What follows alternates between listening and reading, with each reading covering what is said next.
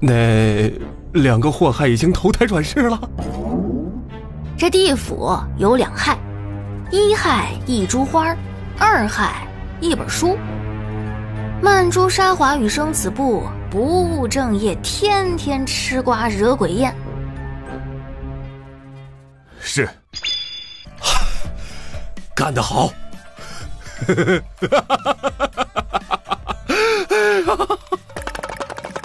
他的地府终于清静了，而留在原地的崔珏面露难色，看着离去阎王的背影，眼中闪过一丝同情。毕竟刚才一阵鸡飞狗跳下，那生死簿可是把地府的一件宝贝给抢走了。臣叩谢皇恩。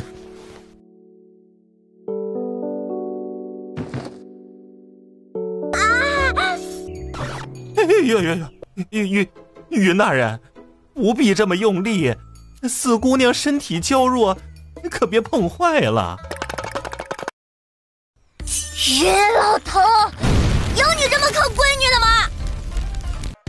反正我是不会去上朝的。不去也行，那咱们一家子就一起躺板板吧。毕竟违抗圣旨，那可是抄家砍头的大罪。不是，那入朝为官这事儿凭什么落在我身上？我才12岁。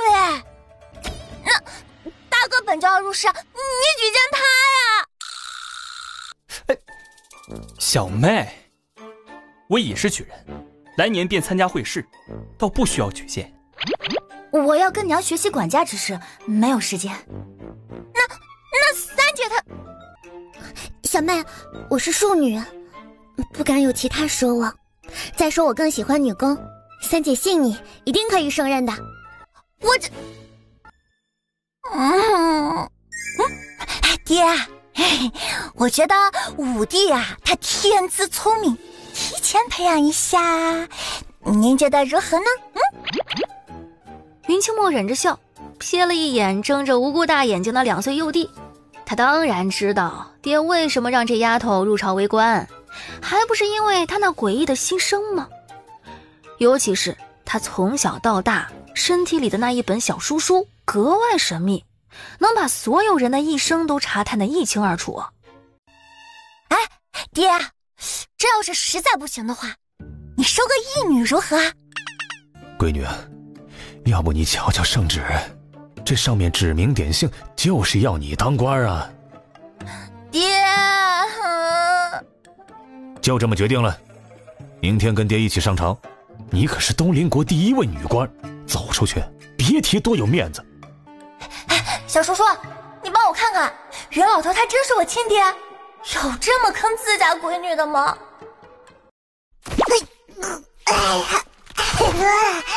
小花花呀，我查过，是你亲爹。那这样的亲爹，我能换吗？小花花，别难过了，要不你跟你娘商量一下，让她改嫁，就可以换爹啦。娘，我给你打个声子。哎，娘，你别走啊，娘！死丫头，又给你娘挖坑。去试衣服吧，不合身还可以改一下。不要，心情不好。没事儿，明年等大哥考中，陪你一起上朝。谢谢您哦。大哥，等你考中了再说这句话吧。还有啊，好好珍惜你现在剩余不多的时间吧，以后有你痛苦的时候。二姐，三姐，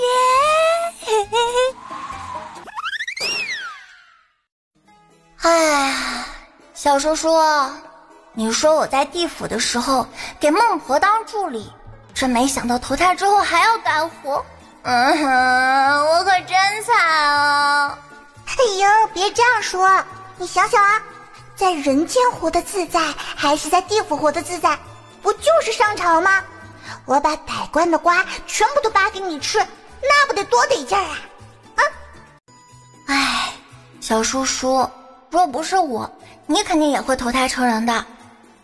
喂，打住啊！这句话我可不想再听了。当初我只是生了灵智，不曾化形，体会不到当人的乐趣。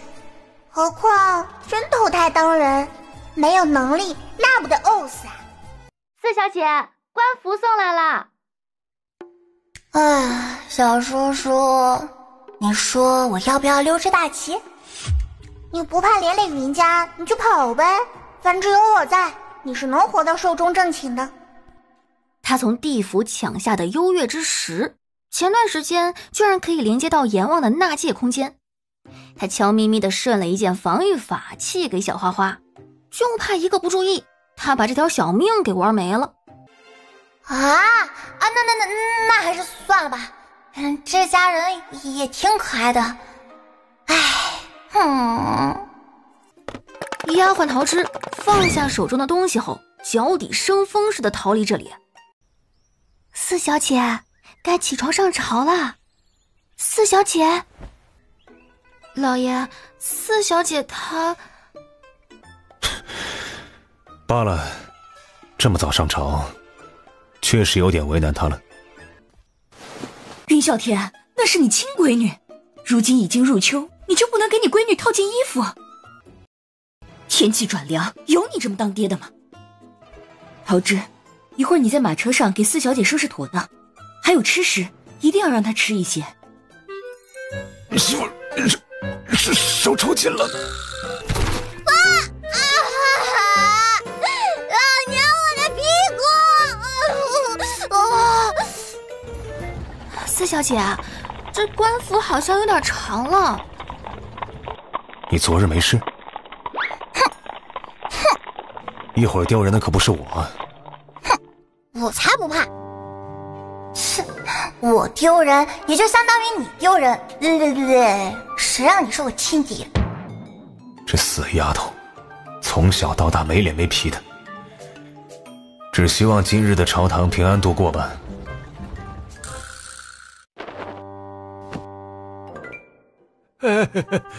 小云大人，都是同僚，倒不用这么见外。按理说史官这个职位不需要再多配一人，但皇上圣旨已下，他只能照做。反正过几年他也要告老还乡，就当是提前培养新人。徐大人，让你看笑话了。哼！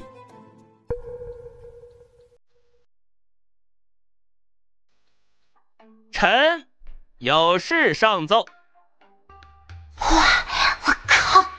是哪个王八蛋闲的没事在那飙高音？我吓死姑奶奶喽！臣有事上奏。准。陛下，虽说本朝民风开放，但从未有过女子入朝的先例，何况此女还只是金钗之年，更不符合规矩，望皇上三思啊！嘿，小叔叔，这个王八蛋居然敢弹劾我！老娘虽是心不甘情不愿的上朝，但哪里轮得到他在这儿瞎逼逼的？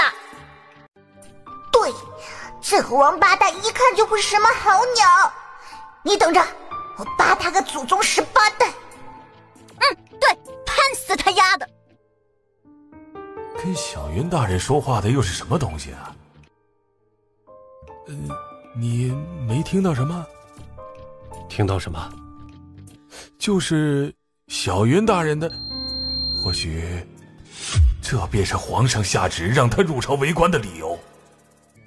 很好，第一个倒霉蛋出现了。皇上，若真让女子为官，岂不是寒了天下所有苦读诗书的学子？嘿，我操，这个王八蛋还较上劲了是吧？小叔叔，快点，老娘等不及要收拾他了。对朕的决策有异。臣不敢。其他大臣呢？可还有意见？小花花，我翻到了，这鸭子就是个畜生！啊呸！说畜生都抬举他了，应该是茅坑里的蛆，恶心，恶毒之极。能让小叔叔都这么生气，这人一定是犯下了天理难容之事。快告诉我，赶紧告诉我！等下朝之后，我一定想办法将此事捅出去，闹得人尽皆知。嘿，呸！还不想让我当官，我就先罢了他的官服。嘿嘿嘿嘿。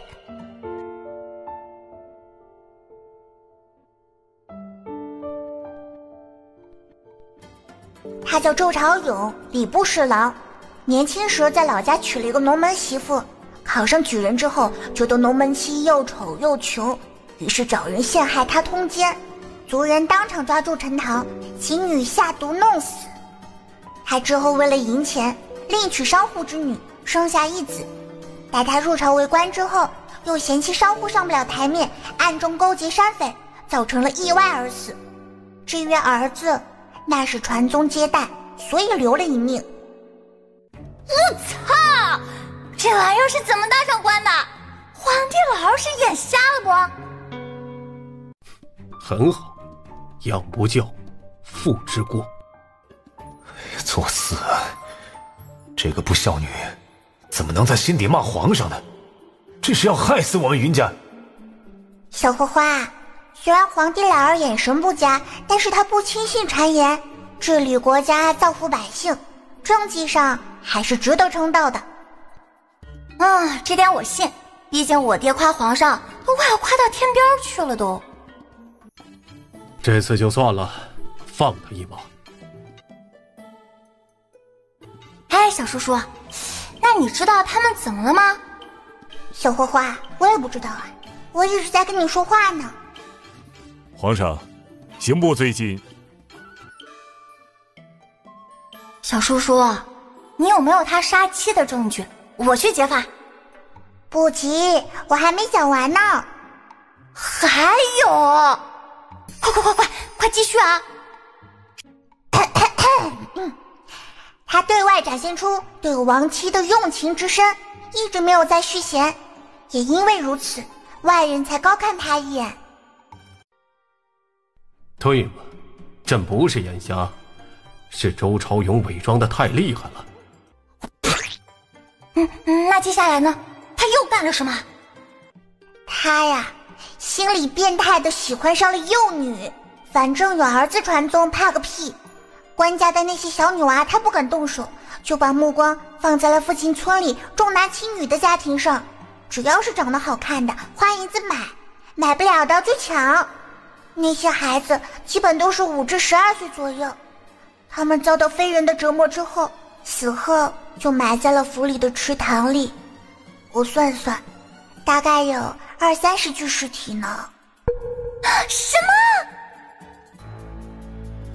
该死的东西！不是，小叔叔，皇上为什么发火啊？本花花双腿刚才猛地磕到地上，哎呀，现在又磕，我都快要废了都。到时候就别怪我赖上他。都起身吧。哎，小叔叔，皇上刚才到底是怎么啦？哎呀，算了。哎，小叔叔，我们商量一下，怎么把这个畜生犯的事儿给捅出去吧。小花花，要不你直接上奏？之前这个畜生不也裁了你一本，你现在就报复回去。我？不，我不干啊！我就一个小小的史官，我才不要出风头呢。再说了，皇上信不信我，那还不一定呢。万一他问我是怎么知道的，我又该如何说？难不成我要把你给供出去？那不得要把我给当成妖怪了不？哎呀，小花花，亏你还在地府当职过，怎么投了一次胎之后，以前把阎王骑得跳脚的胆量去哪了？众人已经被这句话惊得全身湿透。地府、阎王、当职，我的乖乖，这云大人的女儿究竟是何许人神鬼也？还有那个叫小叔叔的，能知道这么多事儿，一定是个宝物。但他们任何人也生不起抢夺之心，只能一起供着呗。出息了，居然生了个来历不凡的女儿，云家老祖冒青烟了。那些官员们个个嫉妒的快扭曲了。哎呀，今时不同往日，该狗的时候还是得要狗的。哎呀，小花花，那些尸体就是证据，实在不行你就直说，你亲眼看到那个畜生将人绑了回去，反正有你老爹给你撑腰，怕个屁呀！想想你兜里的3花2枣，若是检举成功，那皇帝老儿一高兴，赏赐你金银珠宝，那你不就成小富婆了？再也不用到你娘亲面前哭唧唧的要零花钱喽。小钱钱，咱们的志向一定要远大啊！先累积业绩，等到时机成熟了，让你爹跟皇上提上一嘴，给你先封个县主，接着就是郡主，最后说不定混成个公主，那可是有封地、有实权，还有俸禄的。实在不行，我们就再换个方向，往官位上升，先把那些贪官干下去，我们上位，最后干到你爹丞相的位置上去。一人之下，万人之上，看你爹以后还敢不敢摔你。小叔叔，你说的对，格局要打开。小花花别激动，咱还有招。什么？还有？小叔叔别说了，我干。臣有事上奏，周大人犯下滔天大罪，望皇上定夺。他先是害死原配妻子及女儿，随后又弄死第2任妻子，强占他人之女，甚至残忍奸杀幼女，种种罪行令人发指。皇上，此人绝不能姑息。我靠！小叔叔，这是哪里来的老逼灯啊？他居然敢抢我的火，要给我盘的！哼，这是怎么回事？周爱卿，你可有什么要解释的？陛下，这是污蔑呀！是有人蓄意陷害臣，臣对陛下忠心耿耿，绝无此事啊！没有证据的事臣不认呐！哼，污蔑！回皇上，下官有证据，那些被残害的尸体就被掩埋在他府邸的池塘之中，只要派人一查就水落石出。皇上，不是我，就这样草率的定了罪。看到这一幕的云华再次不淡定了。好心痛啊，好心痛啊！哎，小叔叔，他怎么连尸体藏哪儿都知道啊？我不服，你赶紧查查。知晓原因的众人均沉默的不开口，只有许大人正愁的不知如何下笔。他是史官，应该毫无保留的记录呢，还是保留的记录啊？还是太年轻，小算盘都崩到圣上的眼前，不拦腰斩才怪呢。怪了，书上没有记载是他先去的，而且更奇怪的是，周朝永原先记载的可是活到了99岁，可就刚才记录他的那一页的命格突然变成年40卒，没有具体原因。嚯，果然祸害1000年，能让他活到99，可真的是没天理。哼，污蔑！回皇上，下官有证据，那些被残害的尸体就被掩埋在他府邸的池塘之中，只要派人一查就水落石出。皇上，不是我，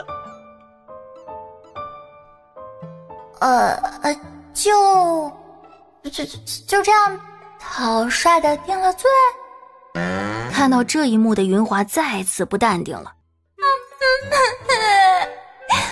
好心痛啊，好心痛啊！哎，小叔叔，他怎么连尸体藏哪儿都知道啊？我不服，你赶紧查查。知晓原因的众人均沉默的不开口，只有许大人正愁得不知如何下笔。他是史官，应该毫无保留的记录呢，还是保留的记录啊？还是太年轻，小算盘都崩到圣上的眼前，不拦腰斩才怪呢。怪了，书上没有记载是他先知的。而且更奇怪的是，周朝勇原先记载的可是活到了99岁，可就刚才记录他的那一页的命格突然变成年40卒，没有具体原因。嚯，果然祸害1000年，能让他活到99，可真的是没天理。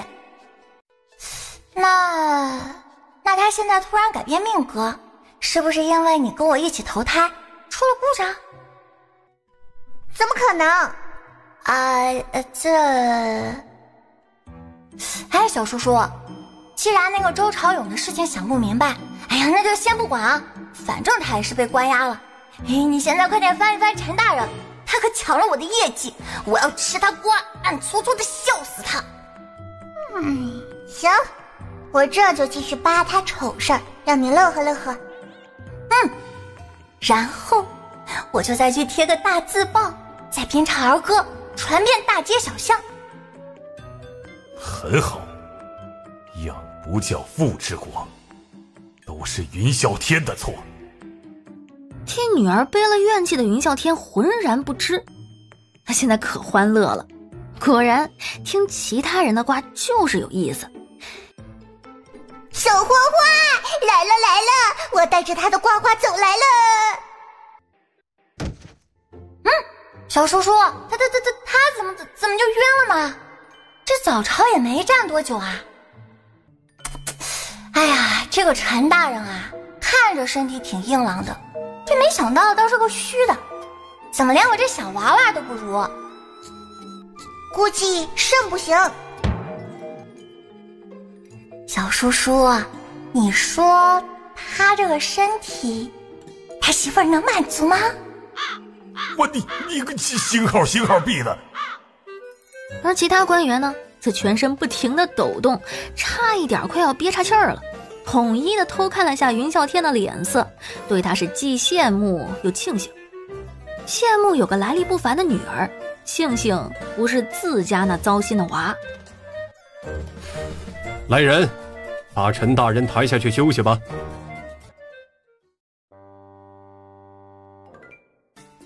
小花花，别睡，这可是圣朝哎，一会儿被发现有你好果子吃。小叔叔，可是我真的好困啊，真的很无聊啊。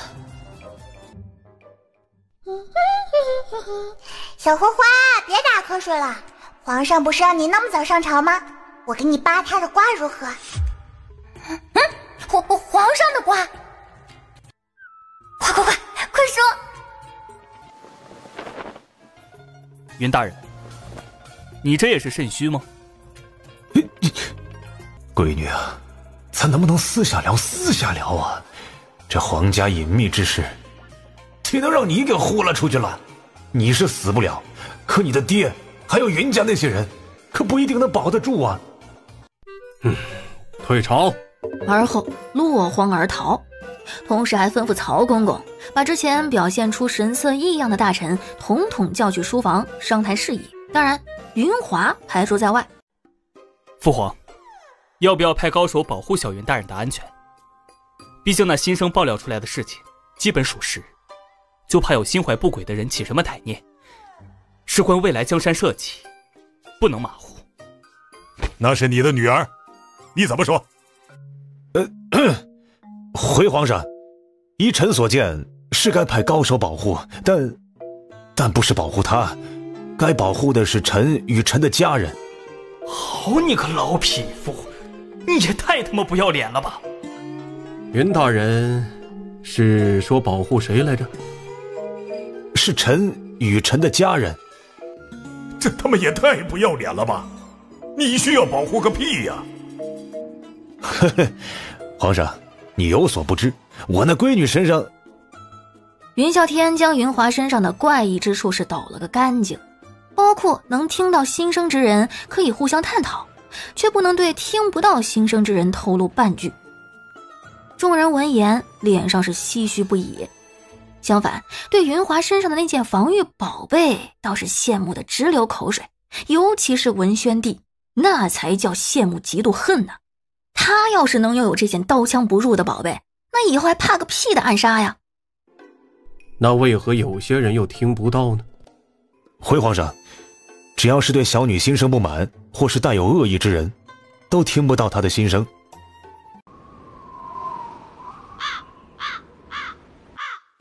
云大人，你这是……要不下官送云大人一程？哼，本官与陈大人的府邸是相反方向，倒是不用。不过我记得济世堂好像跟你是同一个方向。陈大人要不去抓几副药，治疗肾虚啊？苦了谁，也不能苦了家中媳妇，你说是不是？对，你个头啊！夫人，这可怎么办呢？我们这小闺女肯定会砸在手上的。上香，赶紧上香！老云家的祖坟冒青烟了。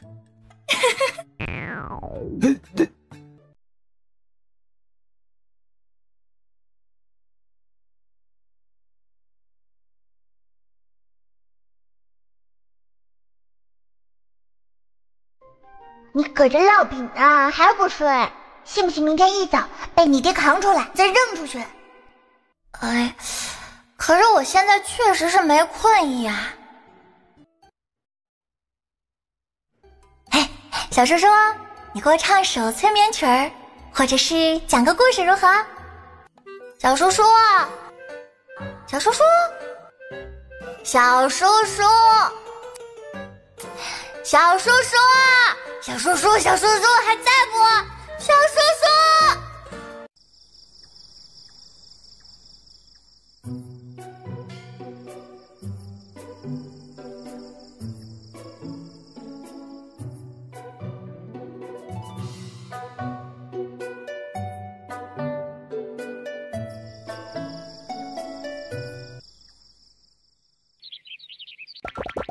老爷夫人，小姐她不见了。你说环儿不见了？整个院子都找过没有？还有她平时最喜欢蹲点的地方，你可有仔细找过？找了，奴婢都找过了，都没有小姐的踪影。侍卫我也问过，他们也没有看到四小姐从房间里出来过。对了，还有二位怎么说？那个我撤了啊。夫人莫要慌，那鬼丫头主意多，许是逼着所有人爬到某个院子墙头去偷听八卦呢。来人呐，速速召集府中所有家丁与暗卫，务必将整个府邸翻个底朝天，一定要找到四小姐。娘，小妹身上有异宝，一定会没事的。爹，小妹虽说不靠谱，但也不会这么晚不在府里，会不会被人套走了？都怪你！要不是你向皇上禀明小闺女的异样之处，皇上又怎会让她入朝为官？现在好了，整个朝堂几乎都能听到她的心声，说不定就是因为这个原因，有些小心眼的人把我的环儿给弄走了。爹，你赶紧进宫禀告皇上，毕竟小妹的事皇上也知晓，有了朝廷的介入，寻人的范围和速度都会大大提升。我带一些人出去，看看能不能找到一些蛛丝马迹。娘，二妹说的对，小妹身上有异宝，性命倒是不用担心。大哥，虽说小妹刀枪不入，但架不住贼人，会不会饿死小妹啊？三妹，别胡说，小妹吉人有天相，不会有事的。云华，你这个瘪犊子玩意儿！于小天，那是你亲闺女，不是个东西。你闺女是猪吗？有你这样把她给拖拽出来的？爹娘，你们没看到我留的纸条吗？还有闲心收拾人，是不打算上朝了吗？要是以后每天上朝前小妹都来这么一出，这日子可真没法过了。爹，我睡在马车里的哦，您老过来的时候要轻点哦，到了宫门口才叫醒我，我亲爱的爹爹大人。给我安分点，面对皇上必须要保持敬畏之心，不可以蛐蛐，连脑子里也不能想，知不知道？哎，小叔叔，你说我爹他是不是有个什么毛病啊？管吃管住就不说了啊，这咋还管起我脑子里面想不想的？嘿，哎，我就要跟他唱反调！哎，快，赶紧把皇上的瓜给扒出来溜一圈。这瘪犊子玩意儿，你才有毛病！皇上驾到！云华乖乖地站在许大人身边放空自己，主要是从昨晚那会儿起，他家的小叔叔居然不搭理他了。小叔叔，啊，小叔叔，小叔叔，我家可爱的小叔叔在吗？小叔叔，小叔叔，小叔叔，小叔叔。小芳芳，你鬼叫什么呢？我不过是处理点事情。他发现幽月之石同上次一样亮了下，这才注意到幽月之石破开了阎王的纳戒空间，他趁机钻了进去。小叔叔，你不讲义气，居然有事情瞒着我。得，算我派了你了。我刚才去偷宝贝呢。偷宝贝？小叔叔，你偷了个什么宝贝啊？啥都没偷到，空欢喜一场。等下次找到机会，我再去试试。闭嘴！哼，女人就是上不了台面。乖，小花花，你离他远点。我刚才翻了一下，这人臭死了，癖好也奇怪，喜欢闻茅房的味道，每次都要在茅坑里待许久才出来，还要求媳妇小心上了厕所不擦屁股呢，留着他晚上闻。啥？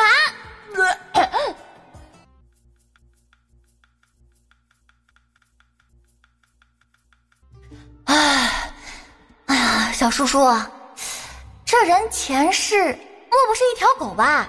喜欢屎味儿。小花花，你可算说对了，我翻了他前世，还真是一条在茅厕附近长大的野狗，转世为人还没改掉这毛病。小花花，我跟你说啊，这人前世是条狗，这一世干的事儿也是真的狗。快讲讲看。小花花呀，这家伙可是个卖国贼哦。卖国贼？小叔叔，这个也太刺激了吧！陛下息怒，不妨先听听小云大人与小叔叔的对话，再做决断。奴才怕打断小云大人后，他又将此事抛之脑后。启禀皇上，江南今年风调雨顺，税收……我勒个去！小叔叔，你快点看看，这个王八蛋还干过些什么坏事啊！我们一件一件的给他扒的毛都不剩一根。对，扒成秃毛狗。怎么说来着？这个人啊，除了叫何心这个名字之外，还有个名字叫乌林达星。乌林姓氏，这个不是西塞国那边独有的姓氏吗？云华所在的皇朝为东邻国，除此之外，还有与东邻国一样强盛的北疆国，不管是兵力还是资源都不分上下，表面上还算是相处和平。至于西塞国，那就一言难尽了，面积小不说，还有因为地域问题，资源兵力非常有限，常常侵犯东邻与北疆边塞，为的就是抢粮食。何兴这个王八蛋居然连祖宗都背弃了。那你得看看他的祖宗是谁。小花花，你可以当他是卖国贼，也可以当他是奸细。你别卖关子了，说仔细点。哼，那这又不得不提后院女眷的那些不可明说的事。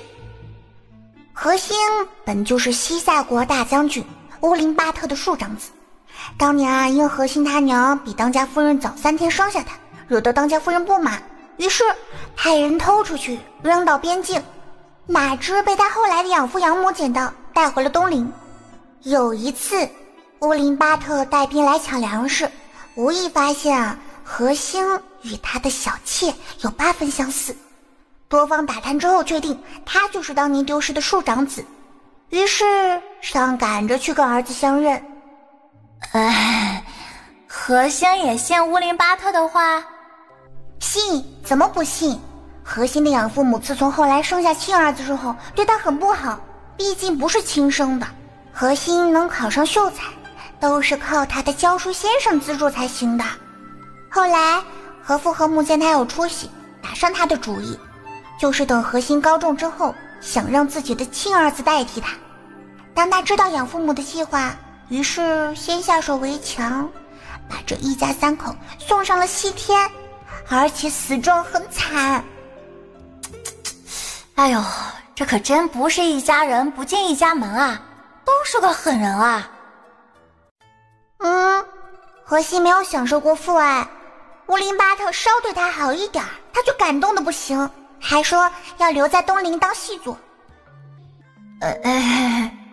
他傻呀，他明明可以当将军府的大少爷，还留在这儿给人打工当牛马，干得多拿得少，这随时还要注意脑袋会不会搬家。谁说不是呢？不过他的职位也不高，吏部员外郎，从6品。嚯，好家伙啊！这要是让他利用职务之便，在考核升迁上做手脚，安插西塞国的眼线，那可就有意思喽。哼，就他啥意思啊？吏部尚书董万杰是个人精，觉得此人太过于急功近利，不值得重用，于是拿他当摆设看，根本不让他接触核心事务，所以他没机会插手。那这何兴不是瞎折腾吗？大功一件。小叔叔，这个人还真的是又臭又蠢哎，当个奸细也当不明白。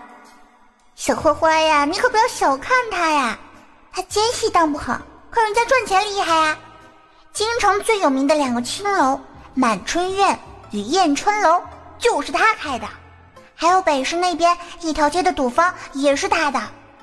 我算一算啊，这么多年来他涉足的生意可不少呢，赚的钱比国库还多。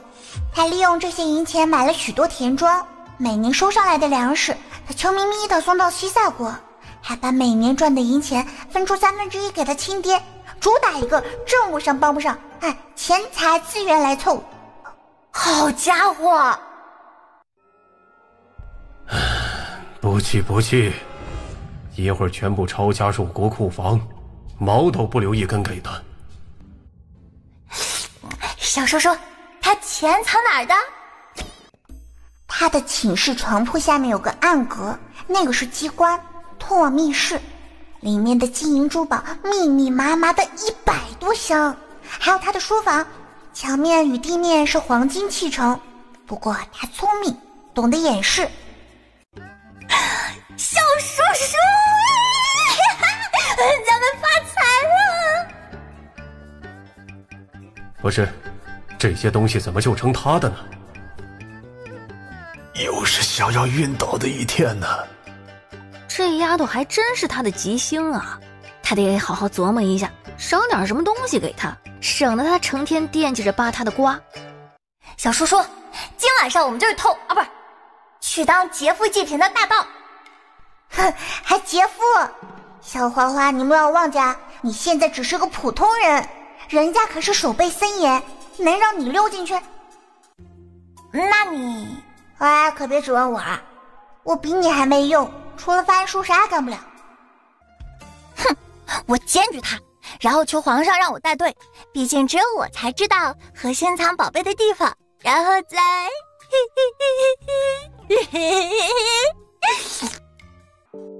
云华这边商量得非常起劲儿，而云啸天已经在想云家人的各种死法了。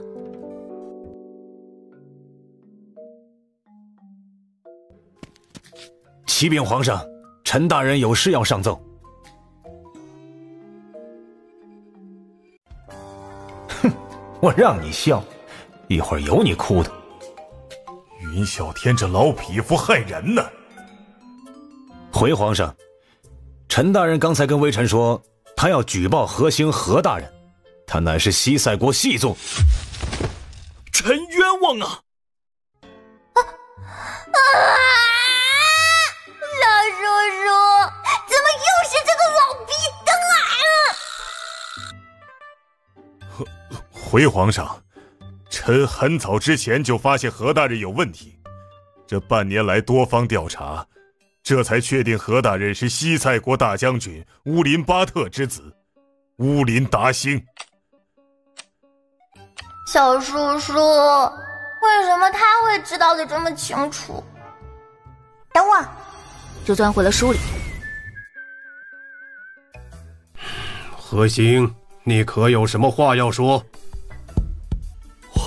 皇上，污蔑，这是污蔑呀！污蔑！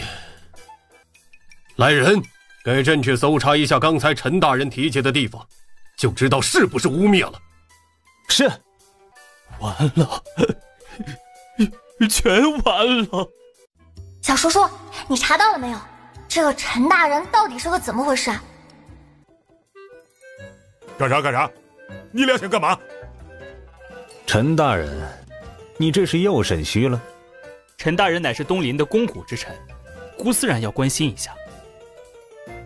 啊，他不会又要晕吧？又犯病了？哼，接我的活，希望你一辈子都肾虚，还是治不好的那种。小花花，我已经出问题了。关于这个老逼灯揭露的此事，我书上没有记载啊。而且何兴这事也是2年之后他自己露出的马脚，才被皇上抄家砍头的。小叔叔，那你有没有不舒服的地方啊？没有啊，和平常一样。那就奇怪了。小叔叔，那你翻一翻看看有没有他的瓜，你让我乐呵乐呵，总得是要让我出口恶气吧。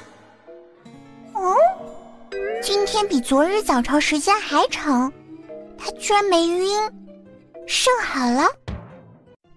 小花花，这陈大人在外面看着一本正经严谨之人，没想到在家中是个怕媳妇的。昨天他一忙得太晚不洗脚，他媳妇不让他上床睡觉，一脚就踹下了床，他可怜兮兮的在地板上睡了一宿。小叔叔，他跟我爹有的一拼哎，同样都是惹媳妇生气，被踢下过床，打过地铺。彼此。你把陈哲浩的挂就是了呀，你提你老爹的名干啥？没想到云大人，你也是这样的呀！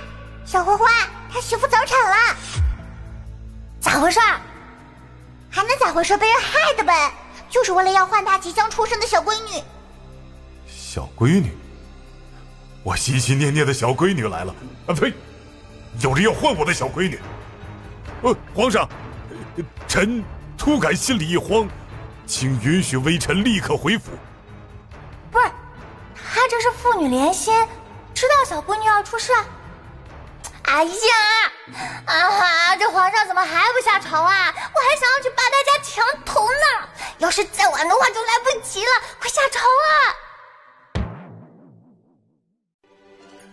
皇上，臣看陈大人如此着急，想必家中之事有点棘手，不如臣也一同前去。嘿嘿，老爹，你简直是太给力了！退朝。快给朕准备常服。快去陈哲翰陈大人的府邸。还真是我的好闺女。小姐，你还好吧？你们怎么赶车的？没长眼睛吗？明明是你们的车横冲直撞，还好意思怪我们？这位姑娘，许是个误会，大家都赶时间，不如就此罢了。我们还有急事在身，实在不便多做纠缠。什么叫不如就此罢了？休想！小花花，那个马车里的小女娃就是陈大人那刚出生的小闺女。这陈大人还是晚了一步，他闺女还是被换走了。小花花，那你要出手吗？出，怎么不出？